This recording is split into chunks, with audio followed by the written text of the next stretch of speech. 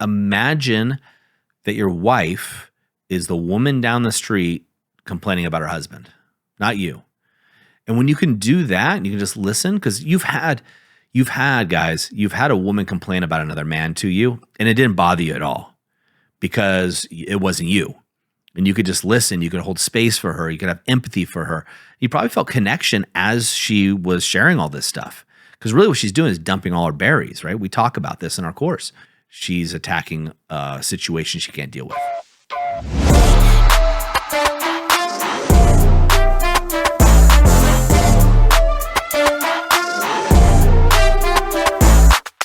Hey guys, welcome back to the TPM Show. And today, once again, I'm going to answer another viewer's questions.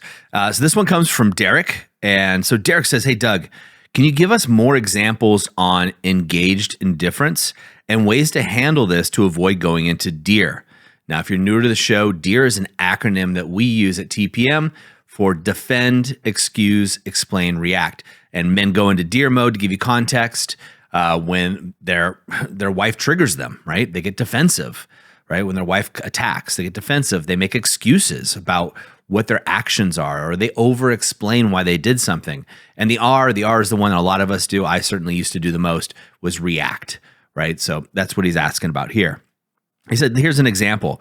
My wife comes home and is just in a mood. I try to utilize the hidden motives technique, but get my head bit off for the effort. I'm paraphrasing here, Derek. You would handle this. How would you handle this without going into, well, screw you too, or avoiding it any further for fear of escalation? So this is a great question. So Derek is essentially asking here, hey, how do I practice engaged indifference when my wife comes in, she's just in a mood, and if I try to do anything else like hidden motives, she bites my head off. And then how do I, instead of escalating, right? And I'll talk about why that is, instead of escalating or just going into, well, screw you type energy. So let's talk about escalating and the screw you energy first.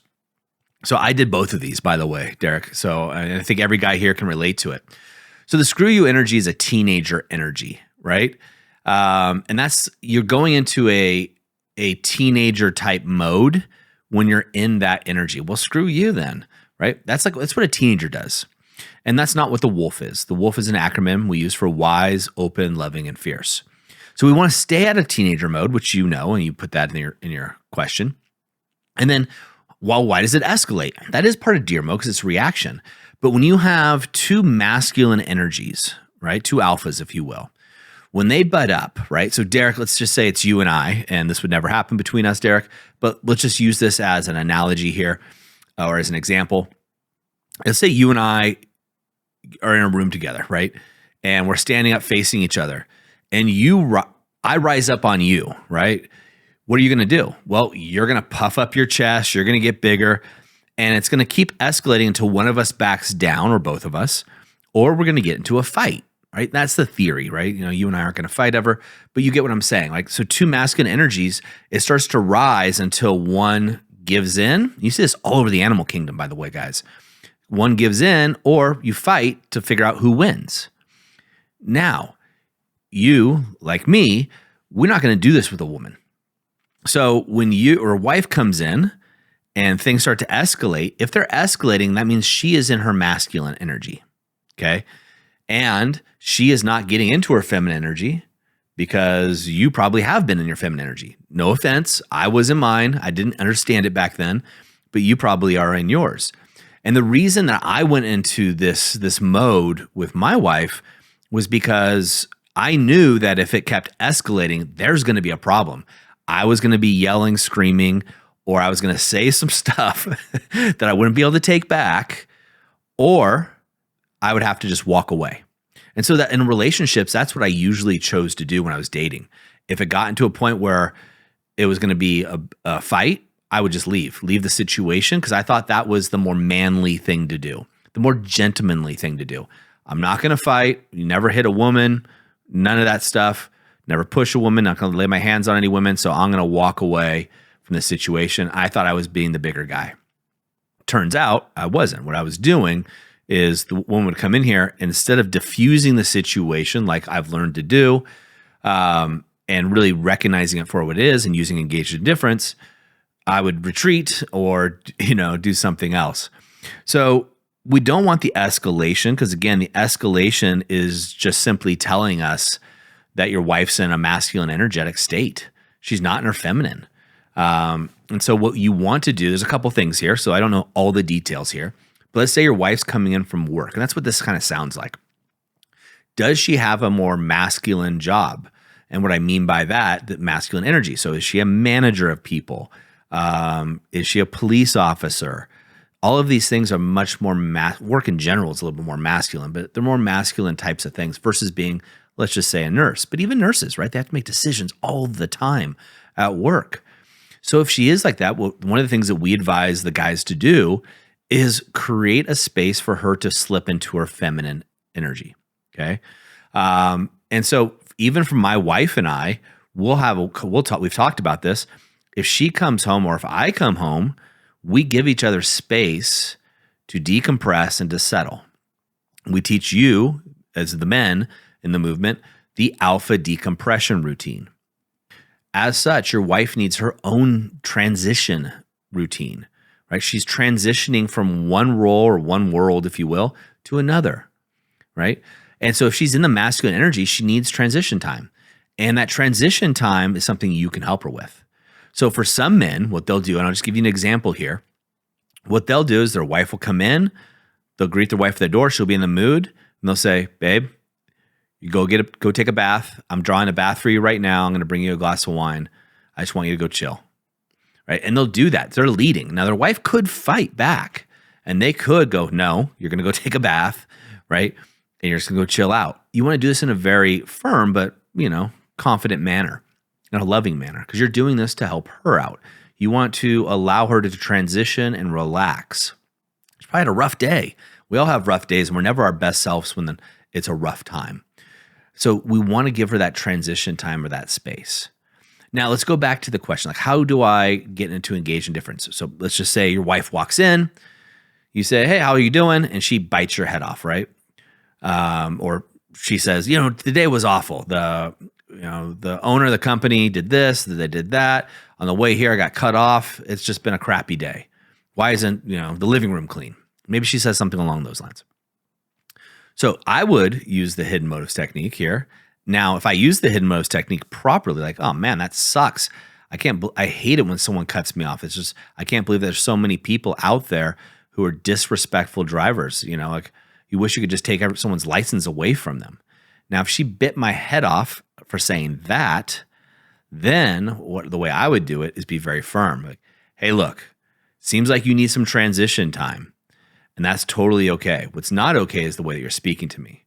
I won't let anybody speak to me that way, especially in my own home. This is different now. If it's going to escalate, you just be firm, okay? You stand there firmly. Now, how do you practice engaged indifference, which is your question? So engaged indifference is a version of Iliasm, right? You want to look at what the situation is through the third person lens, right?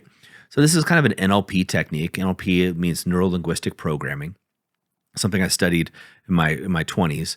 So in NLP, you look at a scene, usually something traumatic or something you're trying to change, but you look at it like you're watching a movie. There's different techniques you can do with this. But if she's going about this, I'm almost removing myself from the situation and just watching in a state of wonderment, right? In fact, I just left a message for somebody about this. He was having a customer complained and for no reason, and he was just telling me about it. And I said, hey, look, imagine if you could step yourself out of the situation. So in other words, she's not complaining about you, and look at it like, wow, for someone to be complaining like that, how much pain are they going through? Their life sucks. And so you're kind of thinking these things from a place of empathy, really, for your wife. And again, I would be firm. Like no one talks to me this way. You see, guys, you train people to talk to you the way they talk to you. So if people around you are being disrespectful, if people around you are putting you down, if people around you are biting your head off, you have effectively trained them to do that. That's my belief. I know it's a hard pill to swallow for a lot of you, But if you swallow that pill, your life will be better. I promise you. You take ownership of that. You get to retrain them. Hey guys, sorry to interrupt this episode, but the reality is if you are watching or listening to this right now, then you are looking to better yourself. And I applaud you. You're one of my people. And I want to give you the opportunity of taking massive action. So if you haven't joined the activation method yet, it's our flagship program. Do what thousands of other businessmen just like you have done and take action. Be one of the 1%ers that actually does the work and takes action. There'll be a link in the description that'll take you right to a page that'll just give you more information. There is no obligation. Just go check it out and see if it's a good fit for you. All right, let's get back to this episode. Now, if she doesn't settle down and recognize what's going on, I'm still going to use Iliasm. I'm going to watch for the third way. And then if she's still speaking disrespectfully to me, I'll say it one more time. I'll go, hey, this is the last time I'm going to say this. I will not be disrespected in this manner. If you want to talk to me, I'm happy to sit down and have a calm, civilized conversation with you, but I will not be disrespected. And if you disrespect me, one of us has to leave. And then you can walk away in this situation because that is the right thing to do because you're not running away, right? Or hopefully they see something. And when you walk away, what you want to say is, look, I'm not having this conversation now. Let's let things calm down. Let's come back in 2 hours and revisit this conversation. And then you walk away. One of us, this conversation is not going in a positive way. It's basically what I'm trying to say. I would never put blame on her, right? Or the other person, whoever it may be. But I also need to close the loop. And what that looks like is, let's come back and revisit this in 2 hours. Let's come back and revisit this tonight. Let's come back and revisit this Saturday. There has to be a time to close that loop. And you need to tell the person when that time could be. Now, they could disagree with the time and what have you. But you have the autonomy of leaving the situation if you want to. Now, I'm going to bet that your wife is in her masculine. And that's why this is happening. So this is what we want to do. We want to give her some space and create some transition time. We want to help her when she's in a good space. We want to revisit this conversation. So let's say that you guys are doing better or she's in a better space. You could say, hey, babe, when you come home from work, I feel like there's just tension between the two of us. What's a way that we can transition so we can both get exactly what we want? You can come home. It could be a loving, nurturing home. I know that's what you want. That's what I want. What do you think are a couple things that both of us could do individually and collectively to make that work? Now, hopefully, if she's in a good space, she's going to start talking about it. Now, she might go into deer mode herself. And a lot of women would, right? A lot of people would. But just listen, sit there with engaged indifference because you guys are in a better energetic space and then create those. And now what I'd say, because you're in the movement, Derek, is I would say, hey, look, here's a couple things that some of the men have just shared with me that their wives do and they do. Do you want to hear those? And most likely she will. It's just curiosity, right? Some women come home, they draw a bath. Some guys, when they come home, they work out the first thing they do when they get home. Or they go straight to their workshop and they spend 20 minutes there just decompressing and transitioning so they can be the best husband and father they can possibly be. Right? And same thing with the wife. Give her some ideas of things that she can do to slip in more to her feminine, right? Taking a shower, change your clothes. Changing clothes is a huge trigger, right? What I mean by triggers don't have to be bad. It's a trigger for a reaction. So, for example, for me, when I put on my workout clothes, I'm telling my brain, which tells my body, hey, dude, it's workout time. When I put on, we own a 106-acre ranch, TPM does, where we have live events here. I have jeans and certain clothes I put on when I work the ranch. And I know I'm doing this. It transitions me to a different state of mind, a different energy, a different state of being. That's what we want to do. We want to have those transition times, those transition states, so she can slip back into wife, feminine mode, or whatever mode she wants to be. And you get really curious about it. That's the trick with engaged indifference is getting curious and realizing that, she is not attacking you. She's attacking a situation she can't deal with.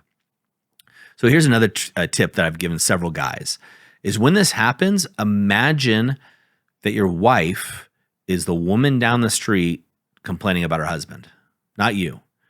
And when you can do that, and you can just listen, because you've had a woman complain about another man to you, and it didn't bother you at all because it wasn't you. And you could just listen. You could hold space for her. You could have empathy for her. You probably felt connection as she was sharing all this stuff. Because really what she's doing is dumping all her berries, right? We talk about this in our course. She's dumping her berries. So now you got to do is remove yourself from the situation. She is not complaining about you. This woman, your wife, is another woman, and maybe the 5-year-old version of her. One guy I had said, hey, look, I want you to do this for a week. Just when your wife complains, imagine she's a 5-year-old girl. And he did it, and it changed their whole marriage. And the reason it changed their whole marriage is he removed all the stories and things he had about his wife. And he's like, man, Doug, when I looked at her like a 5-year-old girl, 5-year-olds complain about everything. They want cookies, they want snacks, they want more TV. And as a parent, you don't have to give them all those things. You just say, oh, that's sweet, honey, or oh, that's too bad. And he started doing that with his wife. And guess what?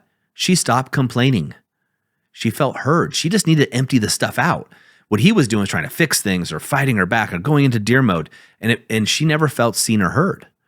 And women, after safety, women must feel seen and heard in order to feel desired, in order to get those things. Then that goes into intimacy, guys. It's a formula.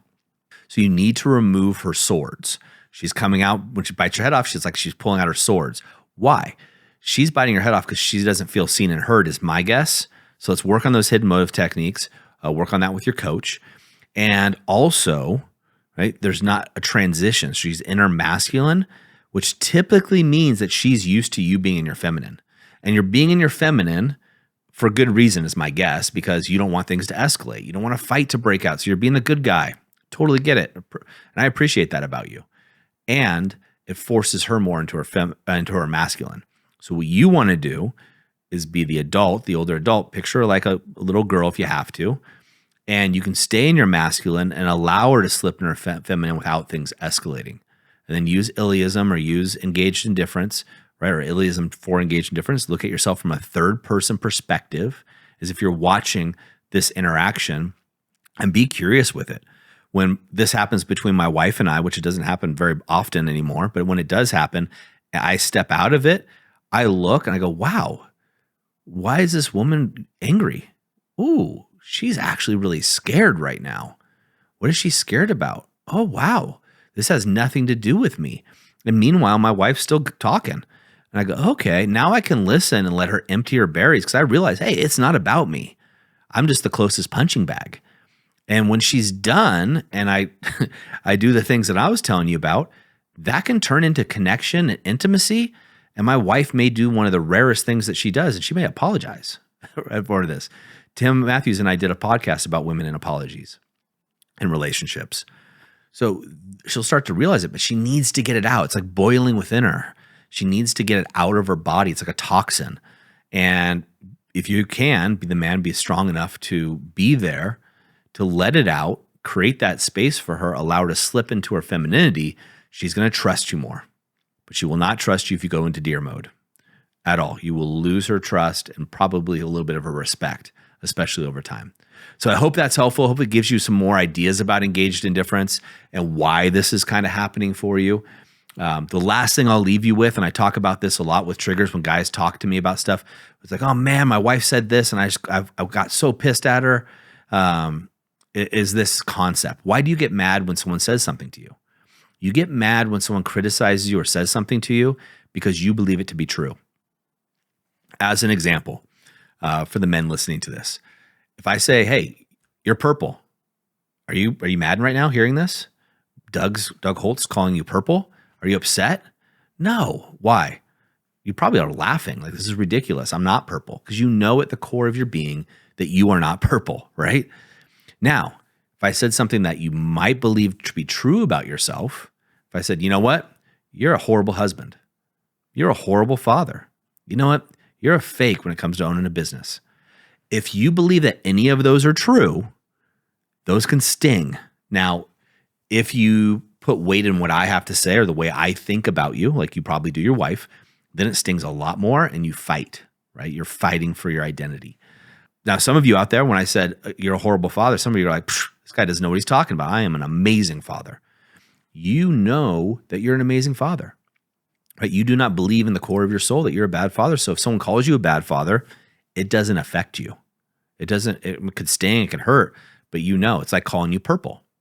So these are the things you want to think about. So when your wife comes at you, bites your head off, or says something, and you get upset, and if it's because she disrespected you, that's a whole different story. But if it's something she says about you that you believe to be true, that's hurtful, then you've given up your power to her. That means you've put more weight into what she thinks about you than what you think about yourself. So I hope that's helpful. Practice that engaged indifference. Practice the Iliasm. Do your alpha decompression, and help your wife have her own decompression, right? I call it transition time. Have your wife have a transition time from when she comes home to when she can transition to being the wife that you've always known that she could be. Hope that's helpful.